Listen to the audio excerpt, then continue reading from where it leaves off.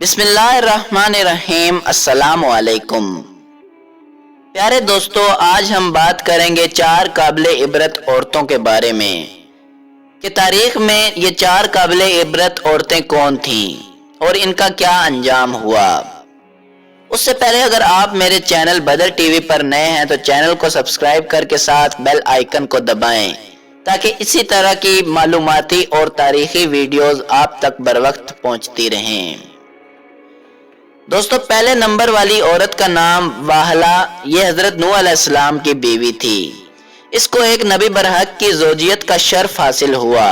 اور برسوں یہ اللہ کے نبی کی صحبت سے سرفراز رہی، مگر اس کی بدنصیبی قابل عبرت ہے کہ اس کو ایمان نصیب نہیں ہوا، بلکہ یہ حضرت نوح علیہ السلام کی دشمنی اور توہین بے ادبی کے سبب سے بے ایمان ہو کر مر گئی اور جہنم میں داخل ہوئی۔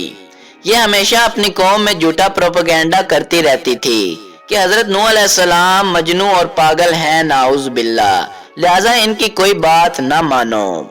اب بات کریں دوسرے نمبر والی عورت کے بارے میں جس کا نام واہلہ ہے۔ یہ حضرت لوط علیہ السلام کی بیوی ہے۔ یہ بھی اللہ کے ایک جلیل القدر نبی کی زوجیت و صحبت سے برسوں سرفراز رہی، مگر اس کے سر پر بدنصیبی کا ایسا شیطان سوار ہوا کہ سچے دل سے کبھی ایمان نہیں لائی، بلکہ عمر بھر منافق رہی اور اپنے نفاق کو چھپاتی رہی۔ جب قوم لوط پر عذاب آیا اور پتھروں کی بارش ہونے لگی، اس وقت حضرت لوط علیہ السلام اپنے گھر والوں اور مومنین کو ساتھ لے کر بستی سے باہر چلے گئے۔ والا بھی آپ کے ساتھ تھی۔ آپ نے فرما دیا تھا کہ کوئی شخص بستی کی طرف دیکھے نہ، ورنہ اس پر بھی عذاب آ جائے گا۔ چنانچہ آپ کے ساتھ والوں میں سے کسی نے بھی بستی کی طرف نہیں دیکھا اور سب عذاب سے محفوظ رہے، لیکن والا چونکہ منافق تھی، اس نے حضرت لوط علیہ السلام کے فرمان کو ٹکرا کر بستی کی طرف دیکھ لیا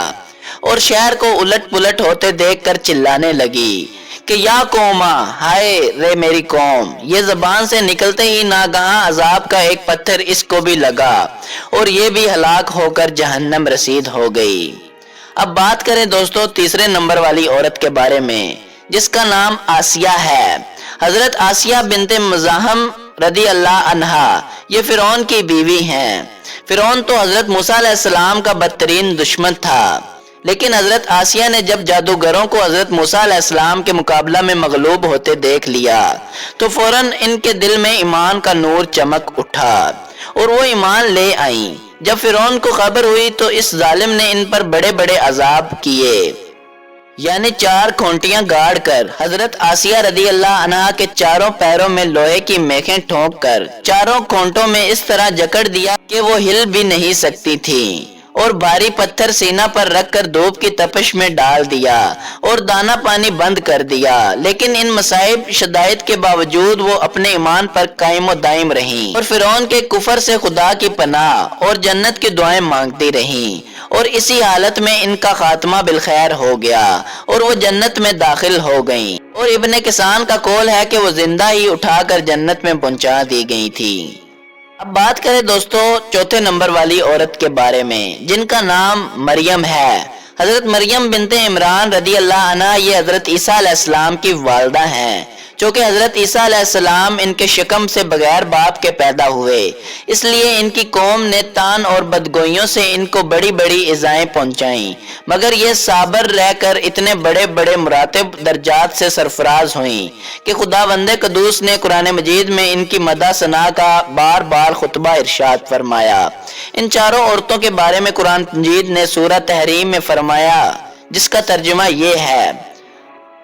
اللہ تعالیٰ کافروں کی مثال دیتا ہے جیسے حضرت نوح علیہ السلام کی عورت والا اور حضرت لوط علیہ السلام کی عورت والا، یہ دونوں ہمارے 2 مقرب بندوں کے نکاح میں تھیں،